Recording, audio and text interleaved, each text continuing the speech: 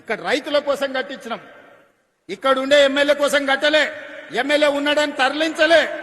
ఇవాళ సిద్దిపేటలో కట్టిన తర్వాతనే నా కొడంగల్కి ఇంకొక పరిశ్రమ ఇయ్యమని మా మంత్రులను నేను అడుగుతున్నా.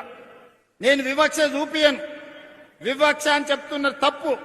ఒకవేళ వివక్ష గురించి చర్చించాల్సి వస్తే 2014 నుంచి 2024 వరకు మీరు కొడంగల్కి ఎన్ని నిధులు ఇచ్చిండ్రు, ఈ 24 నెలల నేనెన్ని ఈ ప్రాంతానికి నిధులు ఇచ్చినో మొత్తం లెక్క తీద్దాం. వివక్ష మా ఇంట వంట లేదు. మిమ్మల్ని చూసి ప్రజల్ని అంచనా వేయం. ప్రజలతో మాకు ప్రత్యక్ష సంబంధం ఉంది. పేదల పట్ల మాకు ప్రేమ ఉంది. పేదల పట్ల అభిమానం ఉంది. ఆ పేదల కోసం పనిచేస్తాం తప్ప రాజకీయ నాయకుల కోసం పనిచేయం. మీరు అట్లా చేసిండ్రు కాబట్టి మేము కూడా అట్లనే ఉంటామని అనుకుంటే అట్లాంటి ఆలోచనలని దూరం పెట్టమని చెప్పి నేను విజ్ఞప్తి చేస్తున్న ఈ శాసనసభ్యుడికి.